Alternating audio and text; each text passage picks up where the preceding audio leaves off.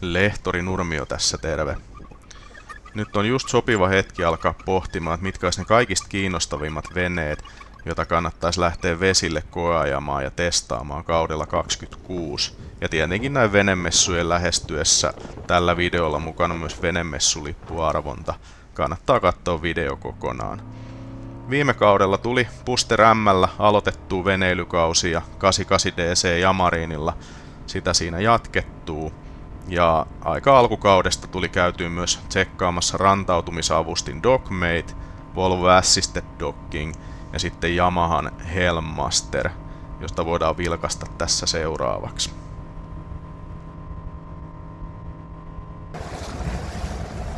Ja käytännössä me käytetään nyt kaikkea, mitä koneet pystyy tekemään. Eli meillä on se Volvon joystick nyt käytännössä niin kuin käytössä. Ja mikä tästä nyt tekee hyvän on se, että me nähdään täältä, pystytään tulla katsoa missä peräkulma menee. Tuskin paikalta ei nähdä sitä. Voidaan mennä katsoa keulaa. Tämä poistaa kiirettä tästä hommasta aika paljon. Dockmateen saa myöskin sit paikallaanpitojärjestelmät, eli saadaan niinku jälkiasenteisena taivasankkuri sivuttain. Ja nyt tämä järjestelmä tekee sen, että tämä kompensoi automaattisesti keulaa. Vaikka meillä tuulis, vaikka olisi virtauksia. Mä otan yksin toi tänään aamulla tähän, niin taas totesin, että kuinka helpoksi tämä onkaan voitu tehdä. Mutta oikeastaan niin suurin juttu, mä sanoisin, että tässä on se, että sulla on tää niin ratin liike tässä joystickissa, koska rattia kääntämällä, niin sä et pysty tekemään näin nopeita muutoksia. Ja noissa rantautumistilanteissa, niin toihan on se juttu, että sä pystyt äkkiä kääntämään veneen tai moottorin toisesta ääriasennosta toiseen ääriasennosta. Ja rantautumisavustin esittelyiden lisäksi vesille tuli tietysti lähetty ihan muutenkin vaan peruskoeajolle. Ja tässä nyt Marex 330 kanssa käytiin vesillä Suomi veneilee tapahtumassa, missä toi Dockmate ja Yamaha Helmmasterkin oli esillä.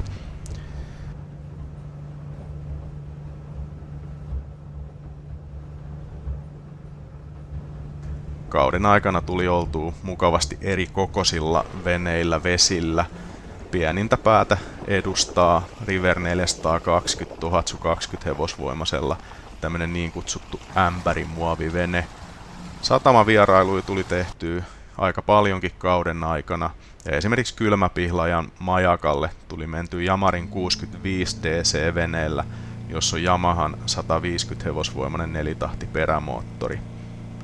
Uivaa venenäyttelyä varten mä halusin kehittää jotain spesiaalia.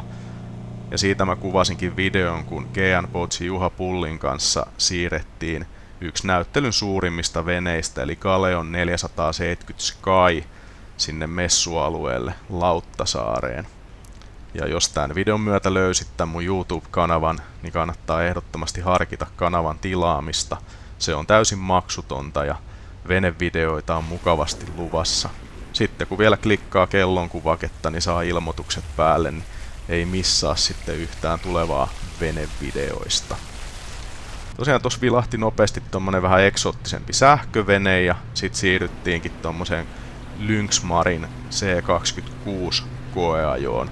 Tämmönen hyvin monikäyttöinen yhteysvene keliin kuin keliin ja varmasti aika pitkään veneilykauteen soveltuva vene tosi hyvillä ajo-ominaisuuksilla ja varmasti riittävän nopea.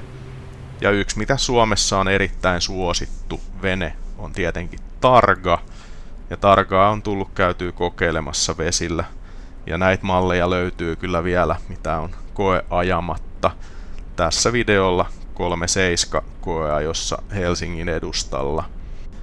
Ja näissä ympärikäveltävissä joka kelin hyttiveneissä löytyy kyllä Suomessa sitten aika hyvin tarjontaa, jota voisi kokeilla. Esimerkiksi Nordstarilta löytyy ja Sargolta kilpailevia malleja näille Targoille. Ja ymmärtäähän sen syyn, minkä takia nämä on suosittuja, koska kelit on aika epävakaita, niin tämmöisellä onnistuu sitten ihan kelissä kuin kelissä veneily, jos vesille vaan haluaa lähteä.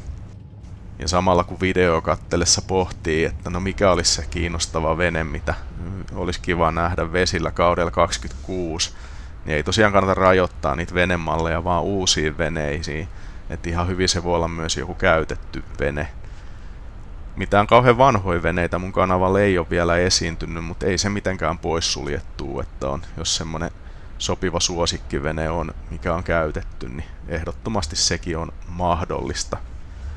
Potentiaalisia koeajettavia ja testattavia veneitä voi käydä esimerkiksi katsomaan mun YouTube-kanavan soittolistoilta.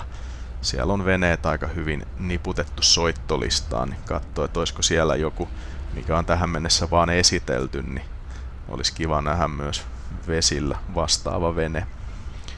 Näin saatiin tarka 37 laituriin, niin piipahdetaan välillä Tampereella Näsijärvellä.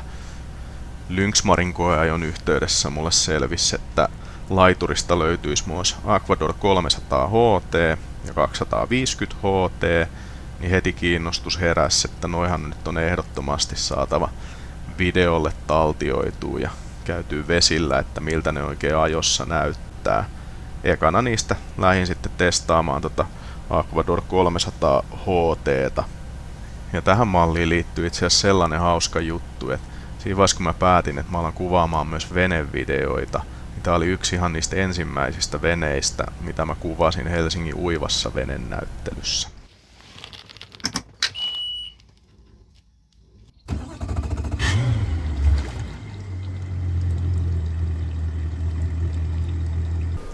Ja viimeisenä koettavana veneenä kunnian sai ottaa Aquador 250 HT, joka on ihan aavistuksen pienempi kuin tuo 300 HT-malli. Tässä on itse asiassa alle 8 metrin pituuteen nähden niin saatu kyllä aikamoiset tilat loihdittua. Ja se näkyy kyllä luonnollisesti tämän videon katsojaluvuissa, että tämä selvästi kyllä kiinnosti.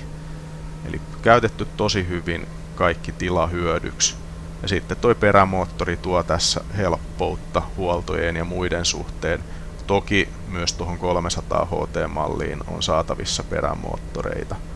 Mutta aika hyvän kokoinen vene, hyvin tilat hyödynnetty ja käytännöllinen. Ja sitten onkin tullut aika siirtyä siihen luvattuun venemessulippuarvontaan ja siihen, miten siihen sitten voi käytännössä osallistua. Ja osallistuminen on hyvin yksinkertaista. Sun pitää olla kanavan tilaaja ja kommentoida tähän videon alle, että minkä veneen koeajovideon haluaisit nähdä kaudella 26 tällä YouTube-kanavalla. Ja osallistumisaikaa on tuohon sunnuntaihin 1.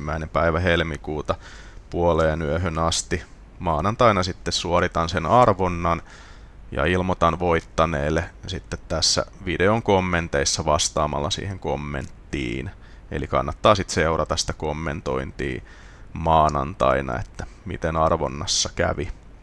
Muista tykätä videosta ja oikein mukavia venemessuja sitten kaikille. Nähdään tulevilla veneilyvideoilla. Se on moro.